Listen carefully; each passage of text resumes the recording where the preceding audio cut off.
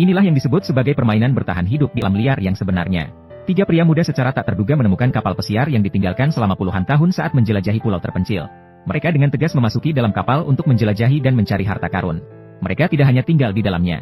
Mereka bahkan menghidupkan listrik dan mengubah kamar-kamar kosong menjadi markas rahasia. Sebagai penggemar petualangan dari suku pejuang, awalnya mereka hanya ingin menantang bertahan hidup di alam liar. Tak disangka setelah memasuki kedalaman pulau, mereka secara tak terduga menemukan kapal pesiar raksasa yang terdampar di tengah pulau. Insting eksplorasi yang tersembunyi dalam gen pria langsung terpicu. Beberapa orang mengelilingi kapal pesiar setengah putaran.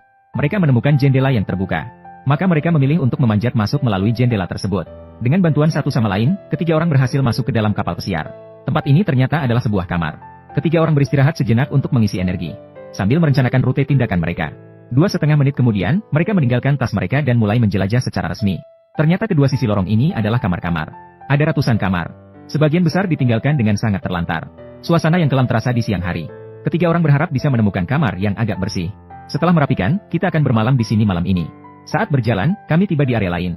Akun membuka pintu kaca dengan hati-hati. Menemukan banyak televisi dan layar besar di lantai. Sepertinya ini adalah gudang. Dan barang-barangnya sudah cukup lama. Namun tidak ada yang mengambil barang-barang yang ditinggalkan di sini. Banyak barang antik di sini tertutup debu. Mereka sangat excited. Mereka berencana untuk melanjutkan eksplorasi. Mengumpulkan barang-barang dan menyimpannya di kamar masing-masing. Membangun pangkalan sejati di kapal pesiar ini. Mereka berjalan dari lorong ke area depan kapal. Di sini ada meja layanan. Xiao Shuai mencoba membuka lemari. Mungkin di dalamnya ada kunci-kunci untuk berbagai kamar di kapal pesiar. Sementara Akun menemukan tangga lain. Saat ini tidak ada listrik. Tentu saja tidak bisa beroperasi. Mereka harus naik ke lantai atas melalui tangga. Kondisi kamar di lantai ini jauh lebih baik. Banyak barang yang masih baru. Akun menemukan beberapa kotak air mineral. Semuanya masih baru dan belum dibuka. Meskipun sudah kadaluarsa puluhan tahun. Namun ahli bertahan hidup, Tuo Touge, mengatakan, boleh diminum asal tidak ada endapan. Barang-barang ini setidaknya bisa bertahan seminggu. Selain itu, mereka juga menemukan peta lantai keempat kapal pesiar. Di sana juga ditandai posisi ruang kapten. Sampai di sini semakin terasa seperti permainan bertahan hidup. Dari brosur, kapal pesiar ini dulu sangat megah. Namun entah mengapa sekarang terbengkalai seperti ini. Ketiga orang itu dengan rasa ingin tahu melanjutkan eksplorasi. Di ujungnya adalah ruang dapur dan gudang. Sayangnya, tidak ada makanan yang bisa dimakan selain piring dan mangkuk yang sudah terkelupas. Maka mereka naik ke lantai atas lagi. Kamar di lantai ini masih terjaga dengan baik. Ketiga orang itu memilih kamar yang paling bersih. Hanya perlu menghapus debu, mereka bisa tinggal di sini. Pria botak itu juga mengeluarkan catu daya portabelnya sendiri. Setelah diuji, ternyata sistem listrik kamar tidak bermasalah. Berhasil menyalakan lampu meja. Kemudian dia mencoba menyalakan televisi di kamar.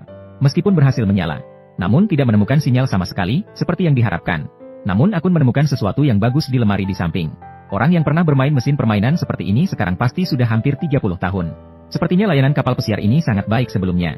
Bahkan dilengkapi dengan beberapa kaset permainan. Akun dengan tak sabar menyambungkan kabel sinyal. Siap mencoba menghidupkan kembali kebahagiaan masa kecil. Sayangnya konsol game sepertinya tidak bisa berfungsi dengan baik. Tidak bisa dinyalakan sama sekali. Setelah diperiksa oleh si botak, dia menemukan bahwa jalur internal konsol game sudah tua. Lebih baik pergi dan beli ponsel baru yang bagus daripada hanya ingin bermain game. Saya memiliki Huawei P40 Pro bekas ini. Lebih murah sekitar 2.500 dari yang baru.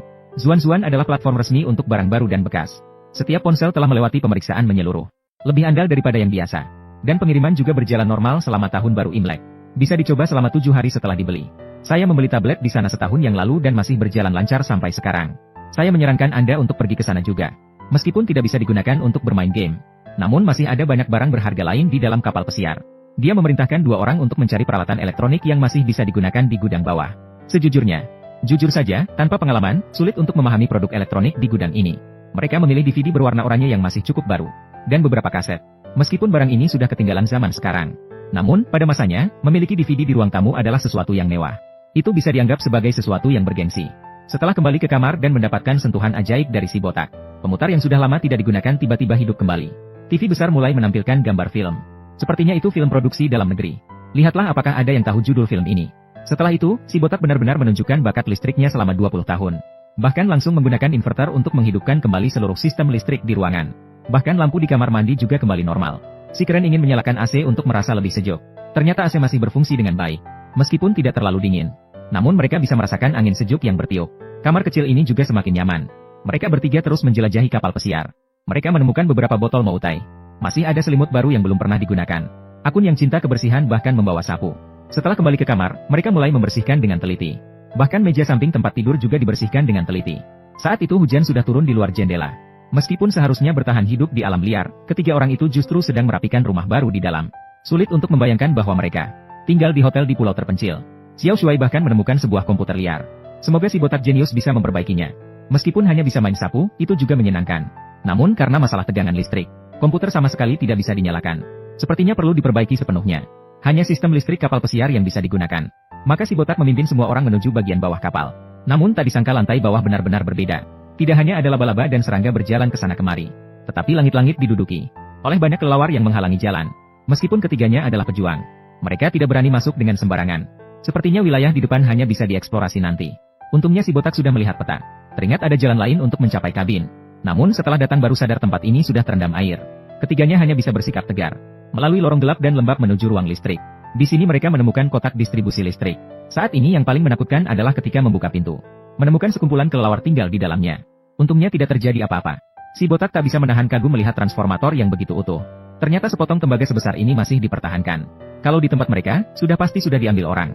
Melihat peralatan masih dalam kondisi baik, siapa tahu ada harapan untuk memperbaiki mesin, mengembalikan sebagian daya listrik. Namun ini perlu dipertimbangkan dengan matang. Ketiganya menjelajahi beberapa wilayah lagi, menemukan banyak barang berguna, terutama menemukan banyak kunci kapal di ruang jaga. Dengan begitu, menjelajahi wilayah lain menjadi lebih mudah. Setelah kembali ke kamar, mereka menonton film sambil mengeluarkan makanan darurat yang ditemukan dan mulai makan. Ketiganya bersiap untuk istirahat malam yang baik. Besok akan melanjutkan eksplorasi.